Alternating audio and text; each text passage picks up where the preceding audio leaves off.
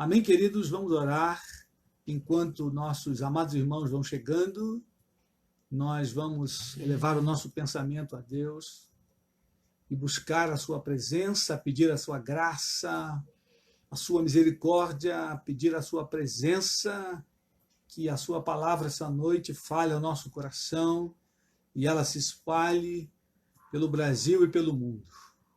Senhor Jesus, nós te louvamos nessa noite, nós bendizemos o teu santo nome. Ó Deus, muito obrigado pelo privilégio e a oportunidade de estarmos juntos mais uma vez, olhando a tua palavra, Senhor, neste culto virtual, nesse período em que estamos em casa. Nós te louvamos e te bendizemos, Pai, porque nesse tempo o Senhor está trabalhando em nossas vidas, o Senhor está trabalhando em nosso país e em todos os quatro cantos da terra. A tua voz tem sido feita a ouvir, Senhor, muitas das vezes sem linguagem nem palavras. Nós louvamos o teu nome. Muito obrigado por esse dia, o Dia das Mães. Pedimos a tua bênção sobre cada uma delas, Senhor, as mães que conhecemos e aquelas que não conhecemos, as mães de perto e as mães de longe, as brasileiras e as estrangeiras, Senhor. Ó Deus, as que estão em suas casas com suas famílias e aquelas que estão nos hospitais internadas, aquelas que foram contaminadas, Senhor, que a tua mão bendita possa se manifestar sobre elas, trazendo cura. Visita, Senhor, aqueles que estão enfermos, doentes, ó Deus, pastores que estão enfermos, enfermeiros, médicos, Senhor, policiais, bombeiros. Senhor Jesus, tenha misericórdia e visita cada uma dessas vidas que estão internadas, que a tua mão bendita e poderosa, Senhor, possa alcançar a cada um deles. Ao mesmo tempo, te louvamos pelo privilégio de estarmos aqui, nosso lar, guardados pelas tuas mãos poderosas, Senhor. Muito obrigado por cada irmão que está chegando, cada um, Senhor, que vai estar conosco, olhando a tua palavra, olhando para os sinais dos tempos, ó Deus. Nós te bendizemos e adoramos o teu nome. Pedimos a tua presença, Senhor, fica conosco essa noite. Espírito Santo de Deus, ó Espírito amado, nós te amamos e clamamos pela tua presença, que o Senhor possa falar ao nosso coração, abrir a nossa mente, o nosso entendimento, para que possamos absorver a tua palavra. Ó Deus amado e bendito, te amamos porque o Senhor nos amou primeiro. Jesus Cristo, nosso irmão mais velho, aquele que deu a sua vida por nós, nós te amamos pela morte lá no Calvário e pela tua ressurreição dentre os mortos, e juntamente nos dando vida, e vida com abundância. Louvamos o teu nome, a Trindade Santa, te bendizemos nessa noite, invocamos o teu nome e exaltamos a tua majestade, Senhor. Ah, Senhor Deus, bendito e todo-poderoso, Pai das luzes e de misericórdia, fala ao nosso coração nessa noite, ilumina as nossas mentes, ilumina os olhos do nosso coração, e cada um daqueles que o Senhor vai alcançar hoje na live e daqui a um mês, um ano, Senhor, essas mensagens, elas possam falar aos corações e trazer luz àqueles que estão em trevas, Senhor, que a tua palavra possa libertar alguns que estão aprisionados, Senhor, que em nome de Jesus Cristo sejam libertos para a glória do teu nome, Pai. Assim oramos no nome de Jesus. Amém e amém. Amém, queridos? Louvado seja Deus. Você que chegou, seja bem-vindo. Deus te guarde, Deus te abençoe, fale ao teu coração e ao meu coração. Gostaríamos de olhar, queridos, Mateus, capítulo 24, como nós anunciamos na quarta-feira, quando encerramos ali aquela série do Salmo 19, nós falaríamos sobre o fim dos tempos. Esse tempo em que nós estamos vivendo, sem dúvida, é o fim dos tempos. E, querido, você que está na fé, não tenha dúvida, basta você ler a palavra, meditar e olhar para os sinais. Como dizia nosso amado irmão John Stott, ouça o mundo e ouça o Espírito. Então, quando olhamos a palavra, olhamos a voz do Espírito e assim ouvimos o que o Espírito está dizendo a nós. Quando olhamos para o mundo, vemos os sinais que Deus tem dado para que nós fiquemos atentos. Vamos comigo a Mateus 24. Abra sua Bíblia, se você trouxe Bíblia, caneta e caderno. Você, por favor, abra a sua Bíblia, Mateus capítulo 24, versículo 3. Nós vamos ler do versículo 3 até o versículo 14, para que possamos então pensar e meditar um pouco nesse texto que fala sobre o fim dos tempos. Mateus 24, versículo 3, né, o tema que nós escolhemos para seguir por um tempo, não sabemos quanto tempo, quantas lives. O tema é o seguinte: as características da sociedade no fim dos tempos. E nós vamos seguir então com esse tema, ouvindo o Espírito, até onde ele nos levar. Nós vamos caminhar com esse tema, olhando alguns textos e olhando os sinais. Amém, querido? Você que está aí com a sua Bíblia, acompanhe comigo. Mateus 24, versículo 3. No Monte das Oliveiras achava-se Jesus assentado, quando se aproximaram dele os discípulos, em particular, e lhe pediram: dize-nos quando sucederão essas coisas, e que sinal haverá da tua vinda e da consumação do século. E ele lhes respondeu: vede que ninguém vos engane, porque verão muitos em meu nome, dizendo: eu sou o Cristo, e enganarão a muitos. E certamente ouvireis falar de guerras e rumores de guerras. Vede, não vos assusteis, porque é necessário assim acontecer, mas ainda não é o fim. Porquanto se levantará nação contra nação, reino contra reino, e haverá fomes e terremotos em vários lugares. Porém, tudo isto é o princípio das dores. Então sereis atribulados e vos matarão, sereis odiados de todas as nações por causa do meu nome. Nesse tempo, muitos hão de se escandalizar, trair e odiar uns aos outros. Levantar-se-ão muitos falsos profetas e enganarão a muitos. E por se multiplicar a iniquidade, o amor se esfriará de quase todos. Aquele, porém, que perseverar até o fim, esse será salvo. E será pregado este evangelho do reino por todo o mundo, para testemunho a todas as nações, então virá o fim. Muito bem, esse é o famoso sermão profético que Jesus proferiu na sua última semana antes da sua crucificação. Ao sair do templo, os discípulos pediram a Jesus para olhar o templo e as construções, e aí então Jesus começa a vaticinar esse grande sermão, que é um sermão profético. Ele então começa a profetizar a respeito do final dos tempos. E a Bíblia, querido, ela nos mostra que nos últimos dias a sociedade teria algumas características próprias. E eu quero olhar nessa noite, se Deus permitir, Jesus não voltar até o final da live, queria olhar com os queridos irmãos pelo menos duas características que está aí nesse texto. Todos os textos que vamos abordar vão mostrar algumas características desse tempo, que é o tempo em que nós estamos vivendo, né? São tempos difíceis, tempos trabalhosos, e acima de tudo, querido, esse tempo ela mostra uma sociedade sem normas e sem limites. Todas as características que vamos olhar nessa noite e nas próximas, se Deus assim permitir, apontam para uma sociedade sem normas e sem limites.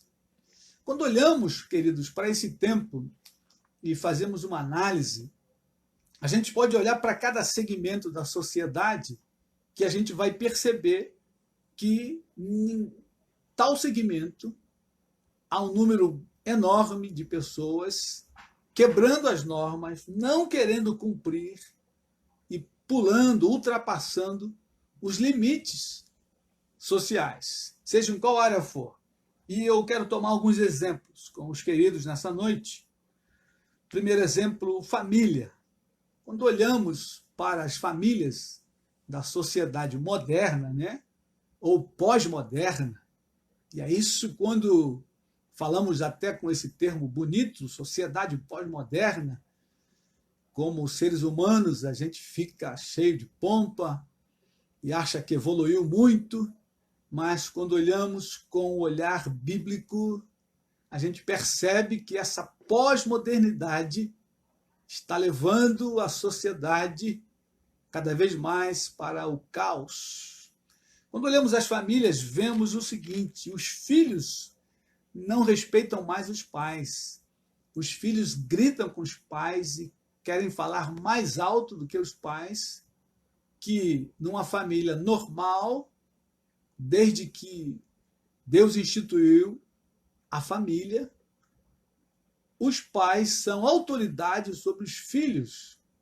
Antes de haver lei e qualquer testamento sobre isso, naturalmente, as famílias, quando foram sendo constituídas, havia nelas esse sentido de que os filhos deveriam respeitar os pais, porque os pais são os seus progenitores, ou seja, os pais são autoridades sobre os filhos.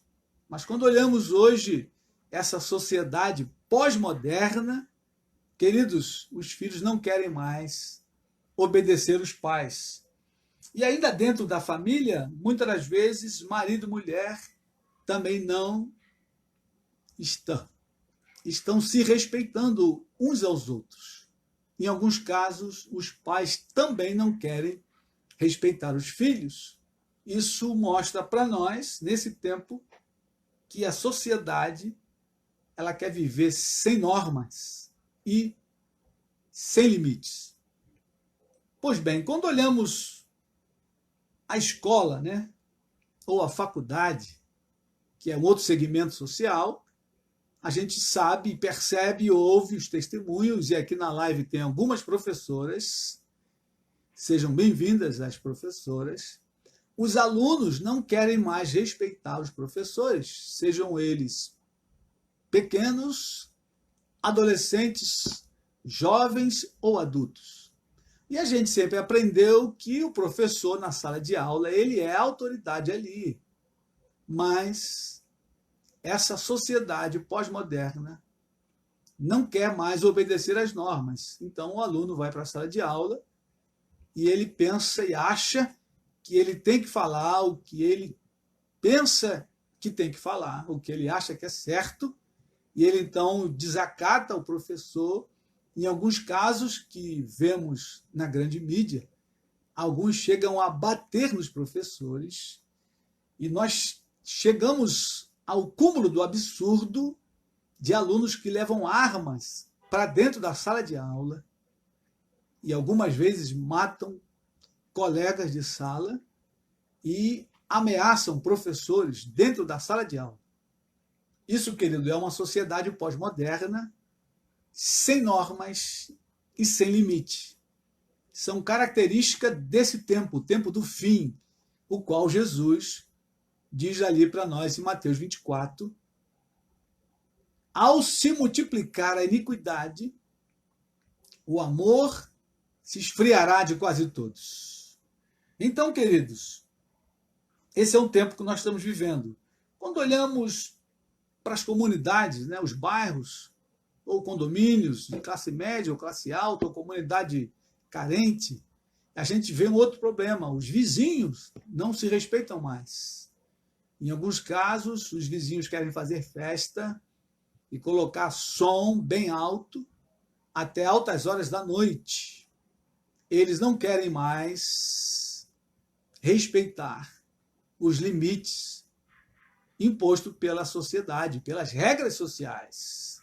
O horário do silêncio são 22 horas, e aí o vizinho, muitas das vezes, programa lá uma festa, e ele quer varar a noite adentro, e até 3, 4, 5 horas da manhã, com o som na maior altura, como se ele estivesse num clube particular. Isso é uma sociedade sem normas e sem limites. A pós-modernidade, a qual estamos vivendo, mas a Bíblia diz que, por se multiplicar a iniquidade, o amor se esfriaria de quase todos. E o que nós temos visto nesse tempo, queridos, é que a iniquidade está se multiplicando. E essa multiplicação da iniquidade faz com que os seres humanos não querem mais respeitar as normas e os limites. Quando olhamos outro segmento, o trânsito, por exemplo, quem dirige sabe disso muito bem, as pessoas não querem mais esperar o sinal abrir para que elas passem. Elas querem andar o tempo todo livremente, indo e vindo, como se a rua pertencesse somente a ela. Todos nós que dirigimos aprendemos que no sinal vermelho você precisa parar e no sinal verde você pode seguir. Mas as pessoas não querem parar no sinal vermelho, elas querem seguir o tempo todo. Tanto no sinal vermelho quanto no sinal verde. Sem se preocupar se estão colocando as suas próprias vidas em risco ou a vida de terceiros. Então, queridos, são exemplos que a gente pode tirar da sociedade atual, que ela está sem normas e sem limites. As pessoas não querem mais respeitar normas e limites. E o último exemplo que eu gostaria de olhar é olhar a política. Cada um que se elege, ele quer enriquecer mais do que o outro, sem limites. Isso traz um caos ao país, como nação, ao Estado e ao município, porque os políticos não têm normas e não têm limites. Eles pensam ir para a política para enriquecer. Quando olhamos três poderes, né, a nossa sociedade, nosso regime é o regime presidencialista, e nós temos ali três poderes: poder judiciário, poder executivo e poder legislativo. Esses três poderes, então, trazendo um certo equilíbrio na aplicação das leis. A gente vive um momento no nosso país que cada um desses poderes querem mandar mais que o outro, trazendo desequilíbrio à nação. Então, queridos, esse é o tempo que eu e você estamos vivendo, e não tem como você nem eu dizer que não é assim, porque é assim que nós estamos vendo a sociedade todos os dias, quando você liga a televisão, quando você anda no trânsito, quando você vai para a sala de aula, quando você está em casa, na tua vizinhança, você sabe que essas coisas elas são de fato assim. E quando olhamos o texto, a gente então percebe que o texto tem razão. Cristo, quando profetizou nesse sermão, ele estava falando exatamente acerca do nosso tempo, o fim dos tempos, que hoje os que estão estudando a Bíblia percebem e veem que nós estamos entrando no princípio das dores, que é o tema aí de Mateus 24, versículo 3 em diante. Estamos entrando no princípio das dores. Isso traz para nós, queridos, alguns alertas que nós temos que olhar com muito cuidado. Esse tempo chamado princípio das dores é pré-grande tribulação. É o princípio que vai anteceder a grande tribulação. E o que vai anteceder a grande tribulação, juntamente no princípio das dores, é o arrebatamento da igreja. Isso tem tudo a ver comigo e contigo, que somos igreja, que somos discípulos do Senhor Jesus. Ele disse: olhai para os sinais, fiquem atentos. Quando essas coisas estiverem acontecendo, erguei as vossas cabeças e exultai, porque a vossa redenção se aproxima. Então, queridos, isso significa que a nossa redenção está perto, ou seja, a segunda vinda de Cristo está perto de acontecer quando olhamos para os sinais. E não podemos negar os sinais, nem podemos negar a palavra, e Jesus disse exatamente isso. Olhem os sinais, fiquem atentos, porque quando essas coisas estiverem acontecendo, a vossa redenção se aproxima.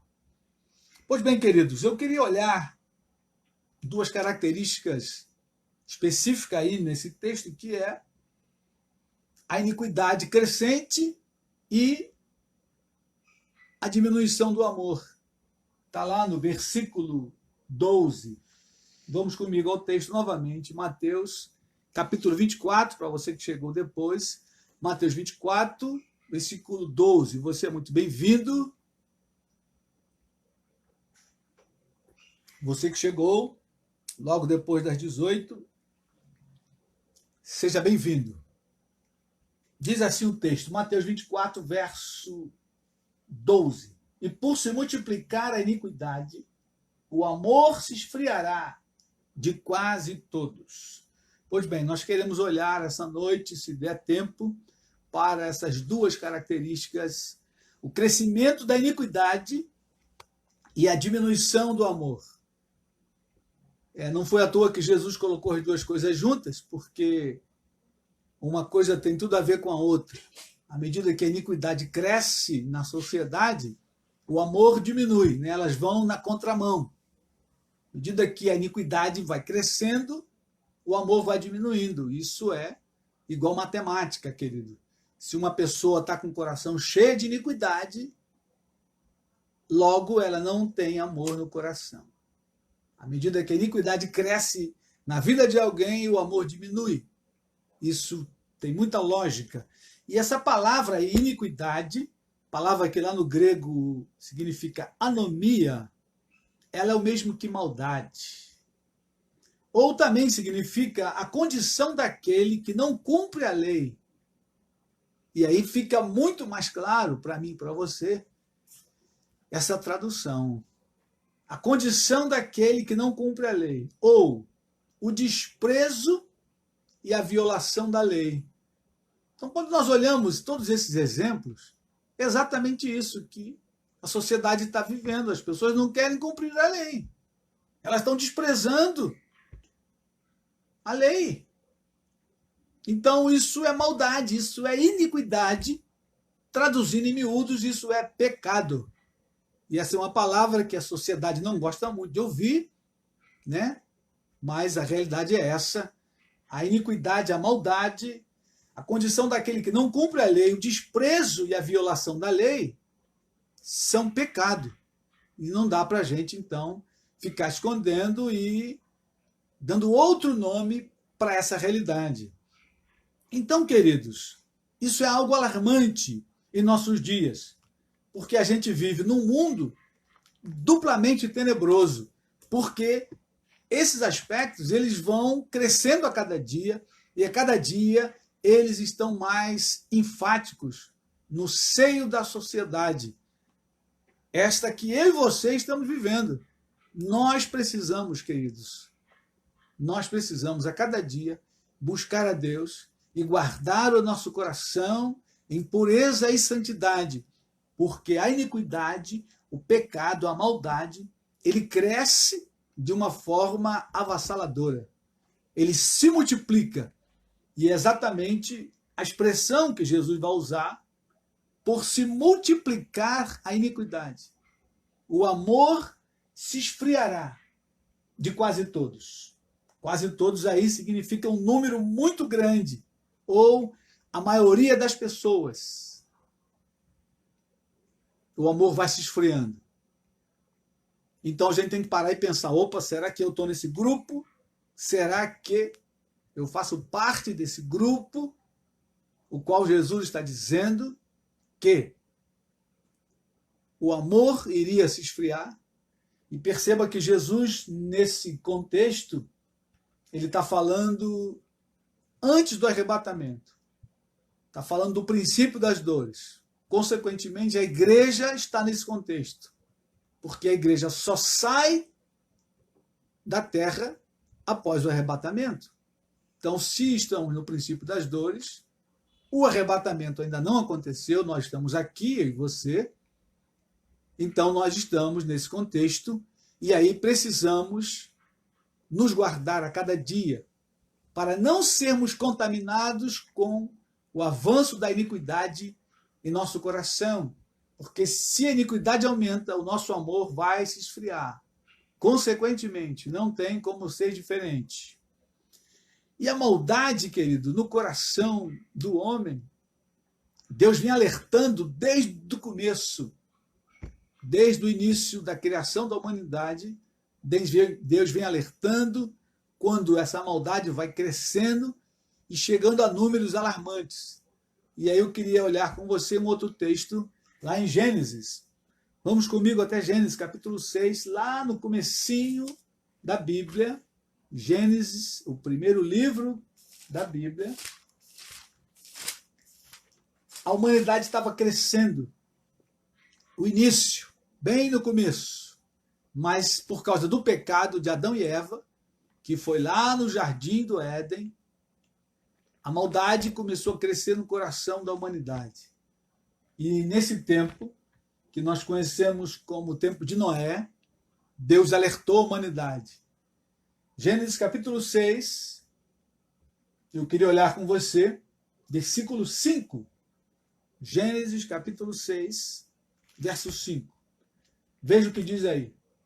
Viu o Senhor que a maldade do homem se havia multiplicado na terra, e que era continuamente mal todo o desígnio do seu coração.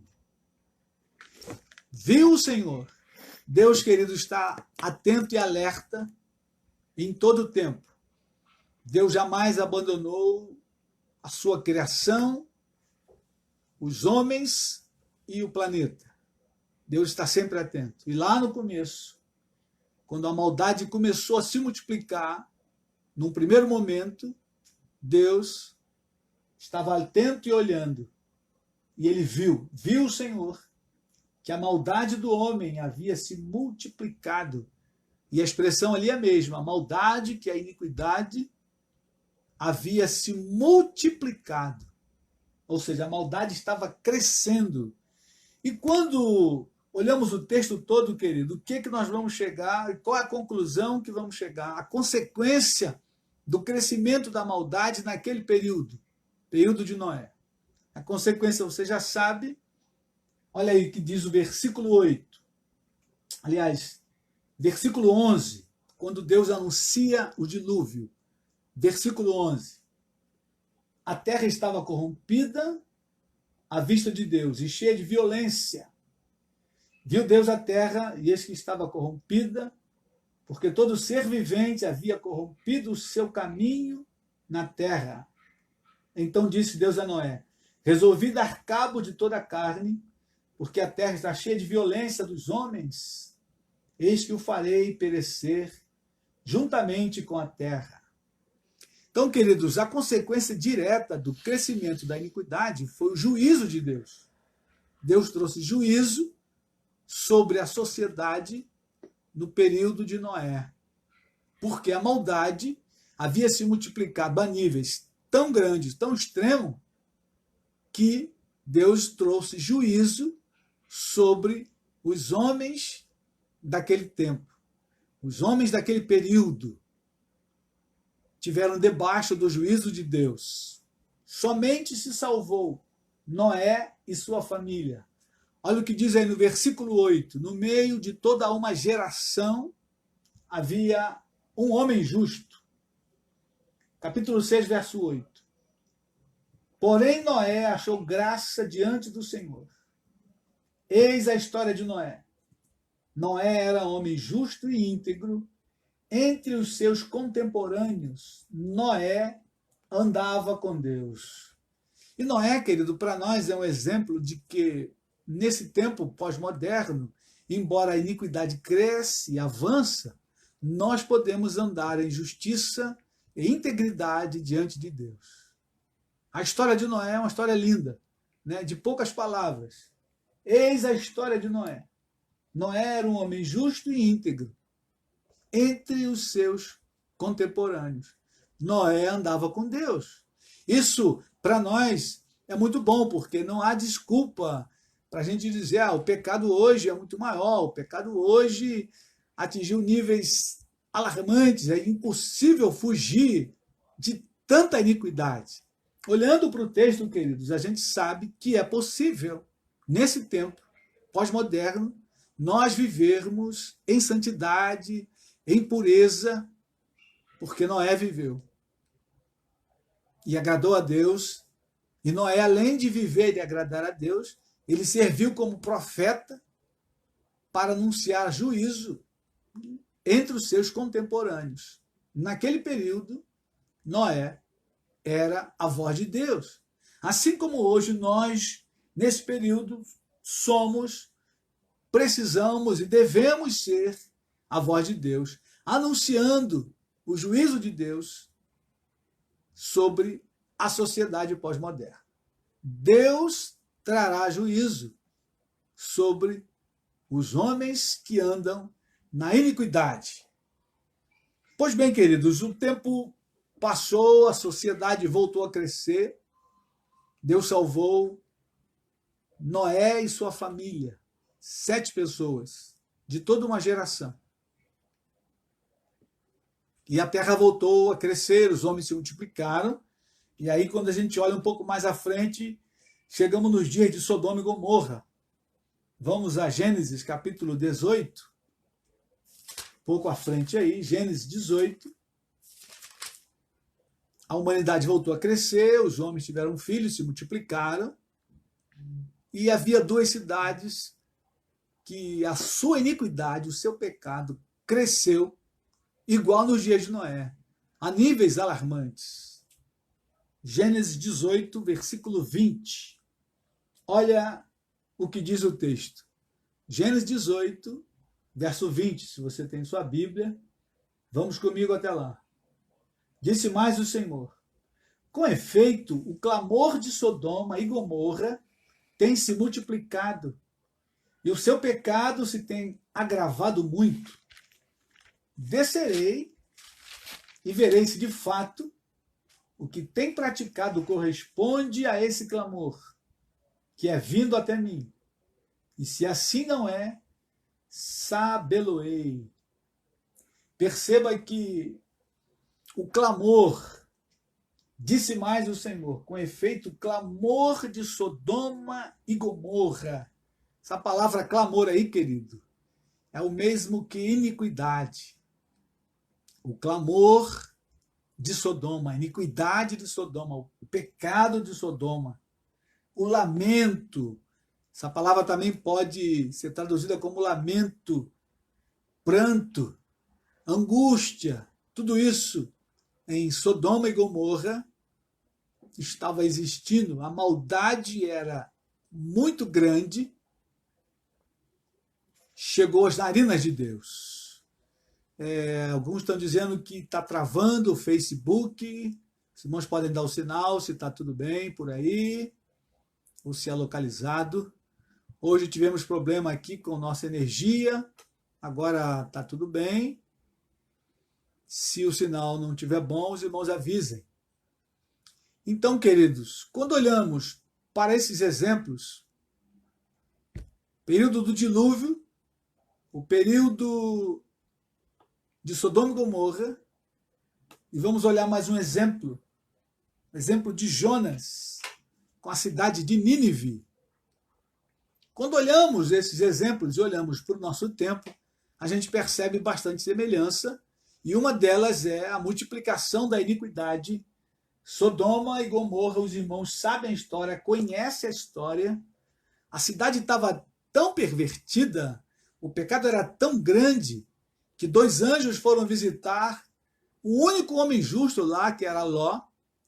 E quando os anjos chegaram lá e bateram na casa de Ló, porque eles queriam livrar Ló da destruição, essa era a missão daqueles anjos. E os homens da cidade cercaram, homens de todas as idades, cercaram a casa de Ló e pediram, traz para fora esses dois homens que chegaram aí, que nós queremos abusar deles. Queridos, esse foi o nível de iniquidade que Sodoma e Gomorra chegou. Por isso, então, Deus trouxe juízo àquelas duas cidades. Sodoma e Gomorra foram destruídas por causa da sua iniquidade, que chegou a níveis alarmantes. A iniquidade ali se multiplicou, a iniquidade cresceu, tomou o coração dos homens. E só tinha um homem justo lá, que era Ló. Isso está escrito lá na frente, lá no Novo Testamento. O justo Ló, lá na carta de Pedro e a carta de Judas, fazem menção do justo Ló, que pela sua justiça ele se conduía olhando a iniquidade que crescia. Quando olhamos para o nosso tempo, queridos, a gente percebe a mesma coisa e muitas das vezes nosso coração fica muito apertado por conta da iniquidade à nossa volta, que cresce a cada dia. A maldade no coração dos homens cresce a níveis alarmantes. E eu queria ir com você até o livro de Jonas. Abre aí, porém, a sua Bíblia no livro de Jonas, capítulo 2. Jonas é um profeta interessante. Deus olha para a cidade de Nínive e vê que o seu pecado, a sua iniquidade, também estava crescendo a níveis alarmantes. E Deus, então, da mesma forma, ia trazer juízo sobre a cidade de Nínive. Porém, queridos, eu quero lembrar um detalhe, um fato, que antes de Deus trazer juízo sobre qualquer uma dessas cidades, sobre o mundo antigo de Noé, Deus sempre envia os seus profetas para avisar sobre o perigo, sobre o crescimento da iniquidade, o avanço do mal. E hoje nós temos esse papel como igreja, sermos os profetas dessa época. O papel da igreja hoje é esse, um papel profético de avisar o caminho do mal, que a sociedade está caminhando para a destruição. Assim como Noé foi o profeta na sua época, nós também vamos ver esse texto que diz que Noé era o pregador da justiça, assim como Jonas era o profeta enviado a Nínive. Eu quero olhar com você, Jonas capítulo 1, olha a mensagem de Deus para Jonas, versículo 1 e 2. A vocação de Jonas, a sua fuga e o seu castigo.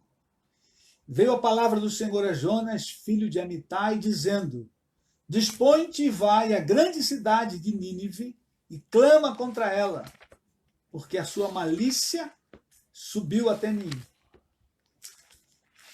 Olha a mensagem de Deus para Jonas.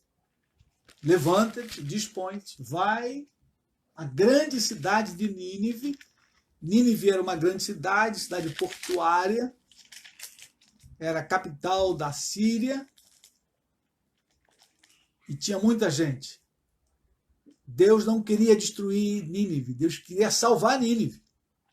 Mas a sua iniquidade crescia tanto, ou Deus salvava a cidade, ou Deus destruía. E Deus resolveu salvar a cidade mandando o seu profeta. Jonas deveria ir à cidade, pregar para os ninivitas, e se eles se arrependessem, eles seriam salvos. E você conhece a história. Jonas, olha o versículo 3. Jonas se dispôs, mas para fugir da presença do Senhor para Tarsis. E tendo descido a Jope, achou um navio que ia para Tarsis, pagou, pôs a sua passagem e embarcou nele, para ir com eles para Tarsis, para longe da presença do Senhor. Jonas é conhecido como profeta fujão, porque ele quis fugir de Deus, não queria cumprir o seu papel de profeta, que era anunciar a destruição de Nínive. A palavra aí, querido, que o texto usa a sua malícia subiu até mim. A palavra aí no hebraico é a mesma que nós achamos lá em Gênesis 6. A maldade havia se multiplicado. É a mesma palavra, né? Lá está traduzido como maldade, aqui está traduzido como malícia. A sua malícia subiu até mim. Percebam que nos três casos, lá com Noé, com Ló e aqui com Jonas, a malícia sobe à presença de Deus. O pecado cheira mal às narinas de Deus, queridos. E quando olhamos para o nosso tempo, esse é o momento em que a iniquidade, a maldade, a malícia tem subido à presença de Deus e cheira mal às narinas de Deus. E eu e você somos esses arautos de Deus que vamos anunciar nesse tempo que aqueles que não se converterem vão ser envolvidos na destruição que se aproxima. O fim se aproxima, o fim vem, o fim vem. Alguns profetas, lá no Antigo Testamento, quando Deus levantou alguns deles, essa era a mensagem. O fim vem, o fim vem. Anunciando o fim de Jerusalém, o fim de Judá, o fim de Israel. E esse é o tempo em que eu e você temos que pregar. Como igreja, o fim está próximo, o fim vem, porque a iniquidade está se multiplicando, o pecado cresce, a maldade cresce a cada dia no coração do homem. No caso de Noé e no caso de Ló, as pessoas não se converteram. Alguns estudiosos dizem que Noé pregou por cerca de 100 anos. E foi mais ou menos o tempo em que ele preparou a arca. Noé e os seus filhos preparando um barco daquela magnitude que levaria um casal de cada animal. Sem guindaste, sem serra elétrica. Então você e eu podemos imaginar quanto tempo Noé levou para construir a arca. Mas ao mesmo tempo em que eles preparavam a arca, Noé pregava a palavra de Deus. Vamos dar um pulo lá, deixa marcado aí em Jonas. Vamos dar um pulo lá em segunda carta de Pedro. Pedro vai falar um pouquinho dessa história. Segunda carta de Pedro, capítulo 2, versículo 5. Pedro também está falando aqui do fim dos tempos, desse tempo, e ele está falando exatamente do perigo, do crescimento da iniquidade que vai trazer juízo sobre a terra. Segunda carta de Pedro, capítulo 2, versículo 5, diz o seguinte, ele está falando lá de trás, mas está falando também do futuro. E aí ele pega o exemplo de Noé. Versículo 5 diz assim, e não poupou o mundo antigo, mas preservou a Noé, pregador da justiça, e mais 7 pessoas. E quando fez vir o dilúvio sobre o mundo de ímpios, e reduzindo a cinza as cidades de Sodoma e Gomorra, ordenou-as a ruína completa, tendo-as posto como exemplo a quantos venham a viver impiamente. E livrou o justo Ló, afligido pelo procedimento libertino daqueles insubordinados, porque este justo, pelo que via e ouvia, quando habitava entre eles, atormentava sua alma justa, cada dia, por causa das obras iníquas daqueles. E porque o Senhor sabe livrar da provação os piedosos e reservar sob castigo os injustos para o dia do juízo. Então, queridos, Deus livrou o justo Ló, que certamente por sua justiça ele também anunciava o juízo de Deus. E assim como Noé, que foi achado justo e íntegro, anunciava o castigo de Deus. Noé é o pregador da justiça. O texto lá em Gênesis não fala isso. Mas o texto aqui de Pedro traz luz para nós de que enquanto eles construíram a arca, eles pregavam a justiça. E o fato do texto colocar o justo Ló, a mesma coisa. A própria vida de Ló entre os seus contemporâneos em Sodoma e Gomorra era uma pregação. E há de que se imaginar que, com certeza, Ló algumas vezes tentou falar da justiça de Deus. E isso a gente vai ver naquele próprio texto. Quando os homens que foram lá pedir os anjos, pedindo a Ló que tirasse para fora os anjos, e Ló falou, não, não façam isso. Esses homens estão na minha casa, sobre o meu teto. E eles disseram para Ló o seguinte, só ele é estrangeiro entre nós e ele quer ser juiz. Então isso mostra que Ló tinha uma certa influência na cidade e que Ló falava algumas coisas entre eles. Só que eles não aceitavam. A iniquidade havia subido tanto que era como nossos dias. Os homens não querem mais respeitar regras, queridos. Então esse tempo, o tempo da pós-modernidade, que muitos se arvoram a dizer, nós vivemos na pós-modernidade, que, olhando com os olhos bíblicos, não tem nada de modernidade, a sociedade parece que caminha para a idade da pedra, quando a gente vê o feminicídio aumentando e se multiplicando, parlamentares se pegando lá no Congresso de tapas. Isso não é pós-modernidade, queridos. Desculpe a clareza, isso é a idade da pedra. Estamos voltando à idade da pedra lascada. Lá atrás, o homem na selvageria. Mas tudo isso é o pecado, queridos, no coração da humanidade. É a iniquidade que aumenta a cada dia e vai levando o homem para a brutalidade. Esse é o nosso tempo. A multiplicação da iniquidade e a diminuição do amor no coração dos homens. Entendeu isso? Mas vamos voltar lá no texto de Jonas. Qual é o propósito de Deus em todos esses tempos em que a iniquidade aumenta e se multiplica e Deus começa a avisar que vai trazer juízo? Na verdade, Deus quer salvar a humanidade, Deus quer salvar os homens, porém, se eles não se converterem, o juízo de Deus virá. Volta lá em Jonas, volta comigo.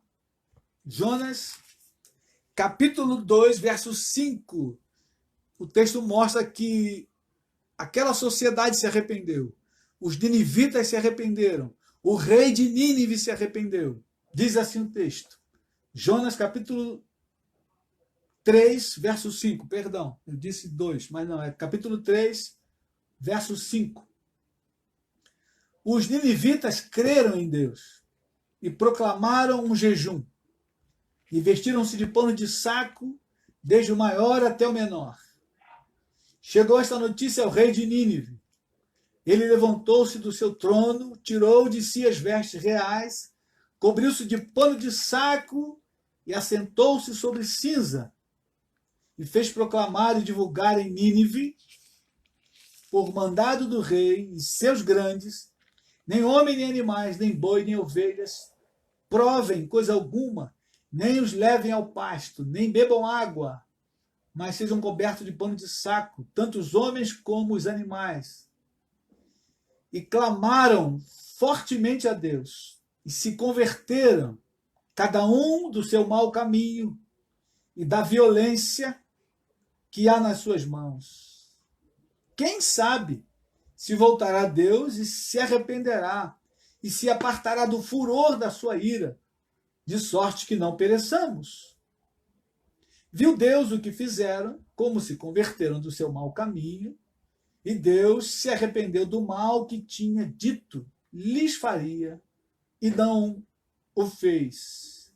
Ou seja, Deus teve compaixão daquela grande cidade de Nínive. Aqueles homens se arrependeram do mal caminho da violência que estavam em suas mãos. Queridos, esse é o segredo e essa é a vontade de Deus, que os homens se convertam e venham ao conhecimento da verdade, e venham ao evangelho da verdade e da vida, e todos quantos se arrependerem e voltarem atrás, a conversão significa fazer meia volta, esses serão salvos, esses serão livres da ira vindoura. E esse é o tempo do fim, em que nós temos que anunciar: o fim vem, o fim vem. Querido, fale e não te cales. Fale com graça, com amor, com sabedoria, mas é preciso falar que o fim vem. Os sinais são claros. E esse tempo, mais do que nunca, nós podemos e devemos falar sobre o fim. Olhando ainda aí, capítulo 4 de Jonas. Olha o que Deus fala com Jonas agora. A cidade inteira se converteu, se arrependeu, jejuou, e o profeta Jonas ficou zangado, porque o povo se arrependeu. E agora vamos ver o que Deus fala com Jonas. No capítulo 4, verso 9. Jonas ficou zangado, aborrecido, porque Deus disse: vai e prega que eu vou destruir a cidade. Porém, Deus ia destruir se eles não se arrependessem. Como eles se arrependeram, Deus teve compaixão e não destruiu. E Jonas ficou aborrecido. Olha o que diz aí. Então perguntou Deus a Jonas: é razoável a tua ira por causa da planta? Ele respondeu: é razoável a minha ira até a morte. Jonas foi mal criado com Deus. Tornou o Senhor: tens compaixão da planta que não te custou trabalho, a qual não fizeste crescer, que numa noite nasceu e numa noite pereceu? E não hei de eu ter compaixão da grande cidade de Nínive, em que há mais de 120.000 pessoas, que não sabem discernir entre a mão direita e a mão esquerda, e também muitos animais? Veja a expressão que o texto usa, queridos. 120.000 pessoas que não sabem discernir a mão direita e da mão esquerda. Isso é uma linguagem para mostrar a brutalidade que aquela sociedade entrou. E nós podemos dizer o mesmo da sociedade pós-moderna na qual vivemos. As pessoas ficaram tão brutas, tão sem razão, que não sabem discernir a mão direita da mão esquerda, que é uma coisa muito fácil. Mas, quando você olha os crimes, as barbáries que se cometem na sociedade, a gente percebe que essa é uma realidade. O homem está embrutecido. Nesse período que estamos vivendo de grande crise na saúde, esta semana saiu a notícia, foi preso uma quadrilha fraudando compra de respiradores aqui no Rio de Janeiro. Ou seja, pessoas querendo enriquecer com a desgraça alheia, enquanto pessoas estão nas UTI dos hospitais, agonizando para respirar, precisando de um aparelho, homens malignos, com coração perverso, querendo enriquecer, enquanto pessoas estão morrendo. Querido, é o retrato de Nínive, é o retrato de Sodoma e Gomorra, é o retrato da sociedade em que Noé estava vivendo. E você acha que Deus não trará juízo sobre essa gente, sobre essa sociedade? Mas é claro que o juízo virá, é claro. Tão certo como nós estamos aqui, Deus trará juízo. E o juízo se aproxima, o fim se aproxima, porque a iniquidade cresce a números alarmantes, queridos. Então, eu e você podemos ter a total clareza, a total certeza de que o fim se aproxima. E hoje eu quero parar por aqui para a gente pensar e meditar antes de entrar na diminuição do amor. Se Deus permitir, Jesus não voltar, na próxima quarta-feira, nós estaremos juntos às 19 horas, olhando a diminuição do amor. E talvez avançando para alguma outra característica, mas eu quero insistir com você, meu irmão, minha irmã, é tempo de buscarmos a Deus, de orarmos e de proclamarmos as verdades do Evangelho, que não mentem, as verdades bíblicas não mentem. A palavra de Deus está se cumprindo, então você não tenha medo de ir abrir a palavra com seu vizinho, com seu amigo, né? Hoje, pelas redes sociais, não tem nenhum problema. Deus trabalha, você pode orar por alguém, a pessoa pode abrir o coração, estando lá no Japão, na China, e você no seu telefone, no seu computador, não tem nenhum problema. Não precisa estar exatamente juntos, olhando olho no olho, para que alguém venha a Cristo. Essa mensagem pode chegar lá no Japão, lá na China, na Tailândia, e alguém que ouvindo a mensagem, entendendo o português, ele pode abrir o coração e vir a Cristo. E esse é o nosso papel nesta hora, querido. Nós vamos orar, pedindo que Deus, nesse tempo, continue avivando a sua igreja, trazendo, levantando homens e mulheres que vão proclamar o Evangelho, para que vidas se convertam, para que homens e mulheres, como os ninivitas fizeram, se arrependam do mal, se vistam de saco e cinza, e se convertam ao Deus de misericórdia, ao Deus da graça, porque Deus não tem prazer na morte do ímpio, mas sim que ele se arrependa e se converta ao Senhor. Amém? Ore comigo. Querido Pai, nós te louvamos nessa noite, bendizemos o teu santo nome, Pai. Ó Senhor, rogamos pela nossa sociedade, rogamos pelo nosso país nesse tempo de crise. Deus querido e amado, levanta a sua igreja amada para proclamar o Evangelho, as verdades vivas da palavra, para que milhares se convertam, para que dezenas de milhares se voltem para Deus, se arrependam dos seus maus caminhos, Senhor, e possam se converter a Ti, abandonando o mau caminho, abandonando o mal e a iniquidade. Em nome do Senhor Jesus Cristo. Deus amado, guarda os que estão nos hospitais, os que estão doentes, Senhor, contaminados. Deus, que a tua mão poderosa possa trazer cura, traz alívio nesta hora. Senhor, dá direção ao governo central do país, ao presidente da República, aos ministros, aos governadores, aos prefeitos, Senhor, cada uma das autoridades, que o Senhor possa dar a direção, a orientação correta, em nome de Jesus. Guarda a nossa nação, guarda a tua igreja, Senhor. Santifica o teu povo, aviva o nosso coração a cada dia, para que possamos andar em santidade e em pureza e proclamarmos as verdades do Evangelho em nome de Jesus. Amém, querido? Deus te guarde e te dê uma semana abençoada. Te livre de toda contaminação, guarde você, tua casa, tua família, em nome de Jesus. Que Deus te abençoe. Um forte abraço e até quarta-feira, se Deus assim permitir.